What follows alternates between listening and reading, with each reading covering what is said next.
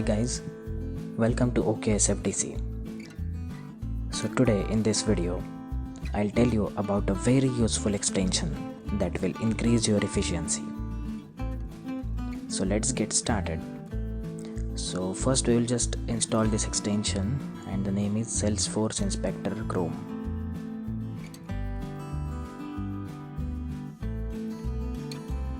So you can just add it. Once it is installed, it will look like this. It gives lot many options: show all data, data export, data import. So I will just refresh the page to show you how it looks like when loading. So if you double click on this, it will show all data. So first we will explore show all data. So basically all the fields related to that object you can check here. The main benefit is if you don't have fields which are present in the page layout but you want to edit them, or if you want to check the values, you can do that here. So I'll just try editing one value. I'll just edit the name here and we'll just save it.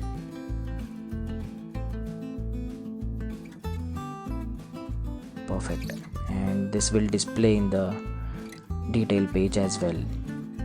Also, whenever it fails because of some validation rule or trigger error, you can see that validation error in the UI. So the name is getting changed. So this is all about the show all data. So let's explore data export now.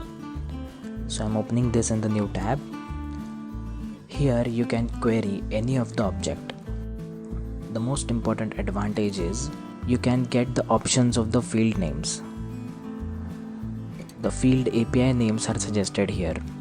Also it can suggest the object API names. You can even query the related object and you can hit on export.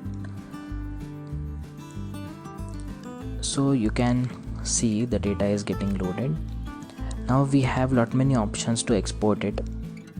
It can export in Excel, CSV or JSON format, and you even have the filter here. So you can search for any particular field and it will give the results. It can also fetch the tooling API objects that you can see from the documentation that what are the tooling API objects. So I'll give you one example. So document is a tooling API object, and we can export that data as well.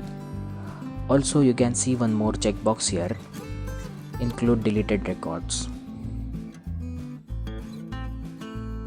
The records that are in recycle bin, you can even query those objects here. Okay, so let's explore the data import now. In data import, we have to select first action and then the object. You can insert the account records with this now, and what you have to do is you just copy the Excel format, the Excel table, and paste it here. And what it will do is it will map the column headers with the field API names that you can do in the field mapping section. And once you pasted the data, you can hit on import. You can see the status for each of the record, if it is failed or it is successful, and you can even retry it. You can also provide the batch size if you want to import the record in batches. If you want to check any trigger logic that it is bulkified or not, you can do that.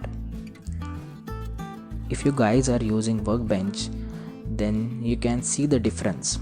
In Workbench, you have to log in first. Then if you have lot many sandboxes in your project that you need to switch between them, then while logging in, Workbench can cause you a problem. It takes a lot of time to reload the website and log in again. But as this Salesforce Inspector is just an extension, you don't need to log in. And if you compare it with the developer console, here in the query editor you cannot find any field suggestions. So if you miss any API name, it will throw the error. Also, developer console is a little bit slow. So if you have many logs, debug logs in your org, you need to clear them in order to use developer console. Okay, now I'll just tell you one important thing here. If you have the permission to emulate the user, it is a very efficient way to unit test it. So what I mean is, if you have some functionality where you want to test that, if you want to check if any particular user is having access to a field or not, if you want to check what are the visible records to them, you can do it easily with data export. When you emulate any user and refresh the data export, the Salesforce inspector, it will show you that it is running as a user. So what is that user? So for me, it is showing Krishna Kulkarni.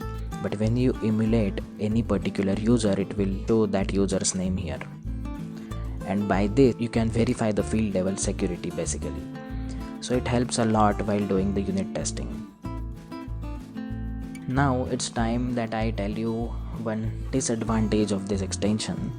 So if you guys are using velocity components, so velocity components are basically add-on to Salesforce, and they have many standard components like integration procedure and OmniScript. In the OmniScript, where we have rich text editor, so this extension icon is getting copy pasted there. If you guys are using velocity components, you need to be very careful that any particular icon is not getting saved in your rich text editor. If you are not using velocity components, then it is perfectly fine. Also, one more suggestion I would like to give you. What we usually do is we open multiple sandboxes in incognito in order to avoid the cache and all. So when you open the incognito, you don't find the extension because by default Google Chrome do not enable the extension for incognito mode. And how you can enable it is, you can simply go to your extensions, and here you can click on a particular extension that you want to enable in incognito. You can scroll down and you can see one button, allow in incognito. You can just enable it, then you can see your extension in incognito mode as well. Okay guys, so that's all for today. So thanks for watching this video, and if you guys know any other extension which is very useful in Salesforce development, let me know in the comment section, and don't forget to subscribe the channel. Thank you.